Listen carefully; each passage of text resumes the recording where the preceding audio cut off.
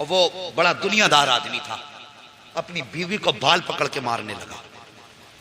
और मारने के बाद इसे नामर्द को भी यही पता ना कि औरत की सबसे बड़ी कमजोरी उसके बाल है, तो डायरेक्ट हाथ वहीं चलाता। अल्लाह फरमाता है पाक है वो जात जिसने मर्दों को जीनत दी है दाढ़ी के बालों से और औरत को जीनत दी है सर के बालों से।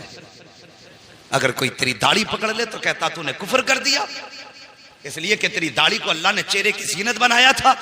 और तू जब औरत के बाल पकड़ता तो बता उसे भी तो अल्लाह ने सर के बालों से इज्जत दी। सर के बाल पकड़े और औरत की पिटाई शुरू की। औरत उम्मीद से थी, उसने कहा सुन, अगर इस बार 7वां बेटी पैदा हो गई ना 7वीं, तो तुझे भी कत्ल कर दूंगा, तेरी बेटी को भी कत्ल करूंगा। मां तो मां होती है यार, औलाद के लिए तड़प जाया करती है।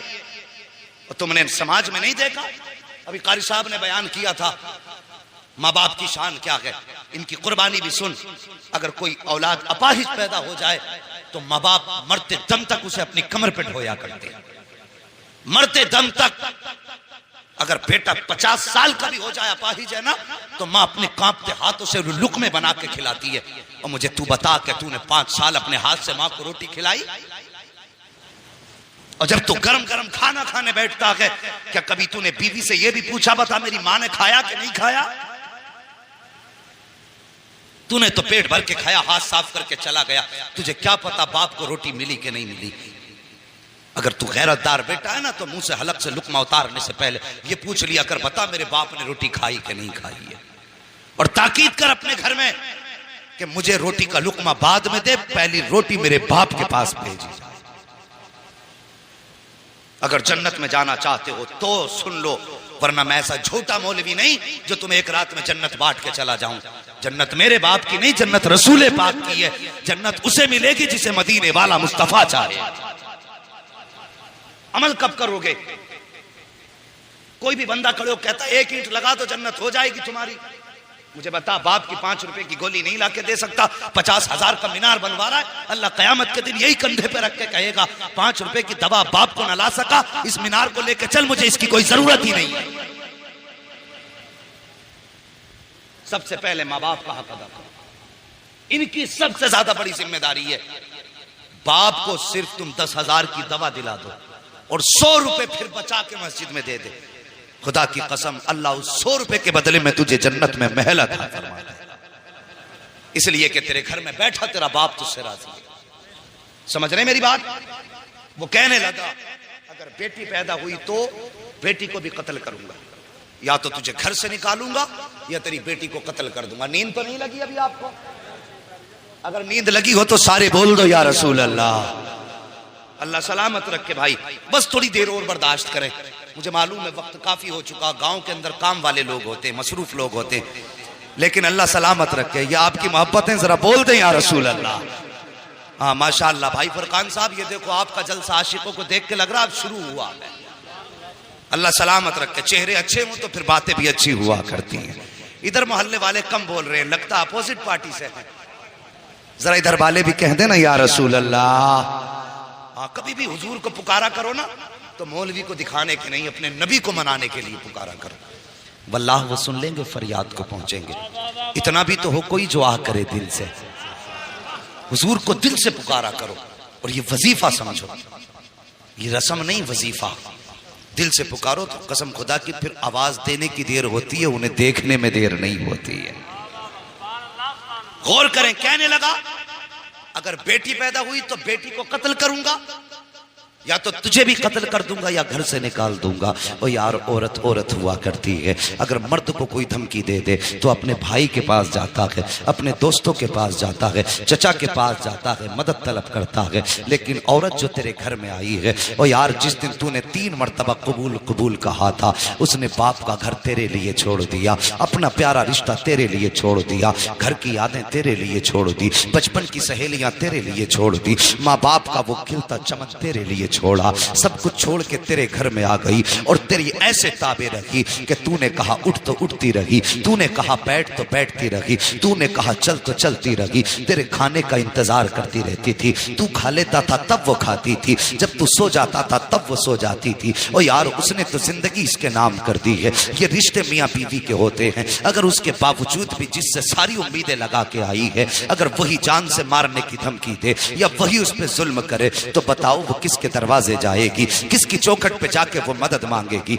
और यार क्या तुमने बीवियों की कहानियां ये नहीं देखी कि जब औरतों को शोहर मारा करते हैं, नाराज हो जाते हैं, तो वो घर छोड़ के नहीं जाया करती हैं, वो तेरा दामन छोड़ के पीछा नहीं छुड़ाया करती हैं, बल्कि अगर तू नाराज है तो तेरे दाएं बाएं चक्कर लगाती रहती हैं, ये सोच करके शायद ये अब आवाज दे दे, शायद ये अब आवाज दे दे, शायद ये अब आवाज दे दे। और वो तेरी रजा के चक्कर में तेरे पीछे घूमती रही, लेकिन तुझे उस पे तरस तक ना आया। अल्लाह अकबर, तेरी इतना प्यार करने वाली, तुझे इतना चाहने वाली, तेरी जिंदगी पे जिंदगी वारने वाली, तेरे नाम पे जान कुर्बान करने वाली, अगर उसी को जान से मारने की शोहर धमकी दे, तो बता वो किसके दरवाजे पे जाएगी। जब नजर उठाती है तो सिर्फ दो दरवाजे नजर आते हैं, या तो रसूलुल्लाह का दरवाजा नजर आता है या फिर अल्लाह का दरवाजा नजर आता है, तीसरा दरवाजा नजर नहीं आता। जैसे शोहर ने कहा था, अगर ये सातवीं बेटी पैदा हो गई तो याद रखना बेटी को कत्ल कर दूंगा, तुझे घर से निकाल दूंगा।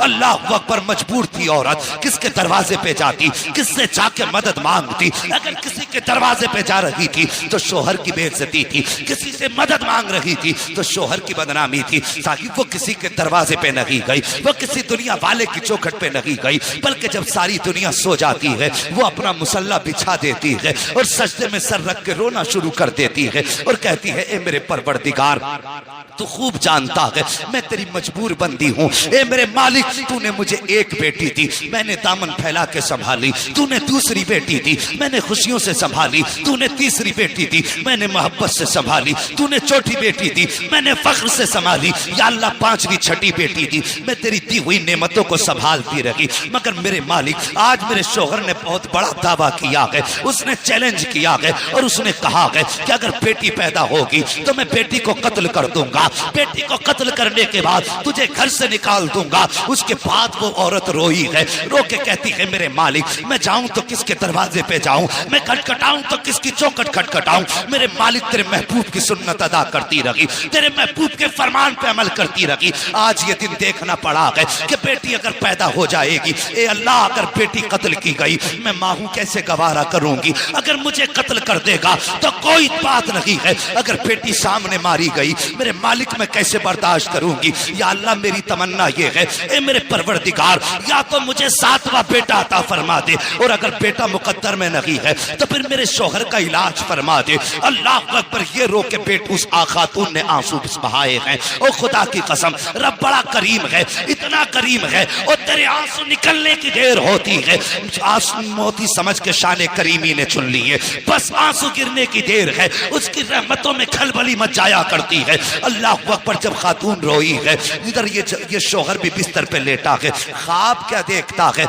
मैदान कयामत है, हिसाबो किताब हो रहा है, अमल तोले जा रहे हैं। का जब अमल तोला गया, इसके नामे अमाल में गुनाह ही गुनाह है, हुक्म होता है फरिश्तों, इसे उठा करके जहन्नम में डाल दो। वो कहता है, जब फरिश्ते मुझे लेकर के चलने लगे, मैंने आवाज दे के कहा था, या अल्लाह, मेरी खताओं को माफ कर दे, मेरे गुनाहों को माफ फरमा दे। आवाज कुदरत आई थी, फरिश्तों, इसकी एक नहीं सुनी जाएगी, जाओ इसे दोज़ख में जाके डाल दो। अब जरा गौर करना, अल्लाह ने इसको 6 बेटियां दी थी, और पूछो इन उलमा से, जहन्नम के 7 दरवाजे बनाए गए हैं। ये कहता है, जब फरिश्ते मुझे दोज़ख की तरफ लेके चले, अमल साथ न दे सके, रहमतों से भी मैं ना उम्मीद हो गया। वो कहने लगा, जब फरिश्ते लेकर के चले हैं, जब जहन्नम के पहले दरवाजे पे लाए हैं, क्या देखता हूँ, पहले दरवाजे पे जहन्नम के मेरी बड़ी बेटी हाथ लगा के खड़ी हो जाती है और कहती है, या अल्लाह, ये मेरा बाप है, इसने मेरी परवरिश की है, ये दोज़ख में जाएगा, मुझे तकलीफ होगी, ए मेरे मालिक, मैं इसे दोज़ख में जाने नहीं दूंगी।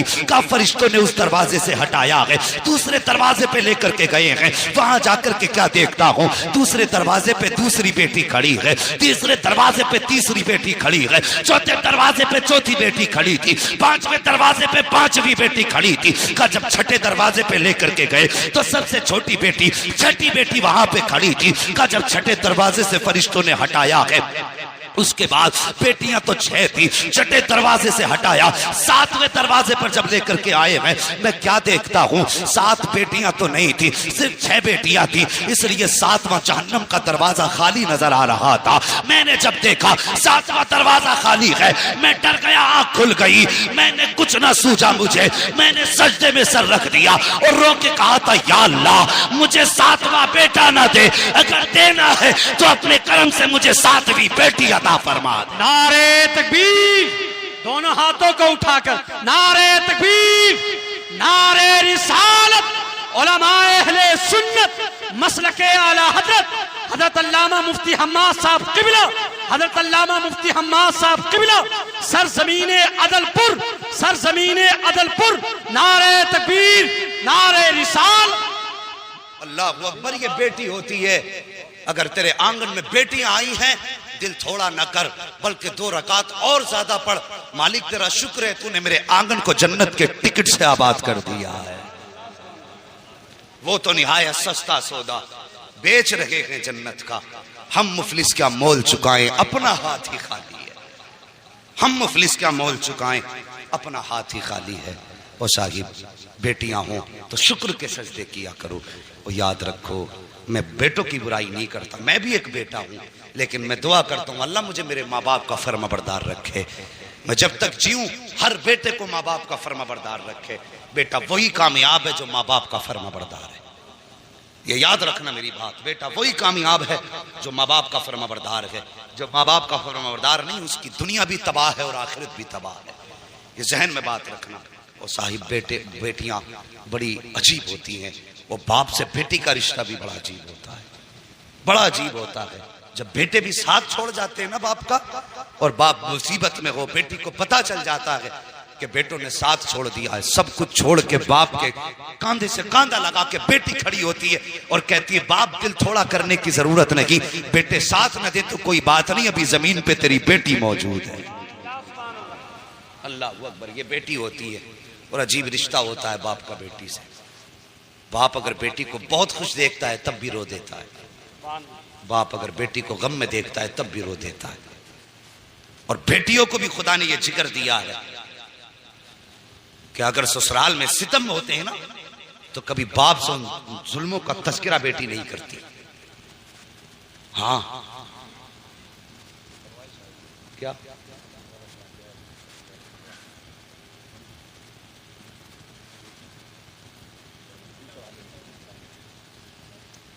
दुरूद पाक पढ़ लीजिए, सल्लल्लाहु अलैहि सल्लल्लाहु तआला अलैहि वसल्लम, सलातुम व सलामुन अलैका या रसूलल्लाह, सल्लल्लाहु तआला अलैहि वसल्लम।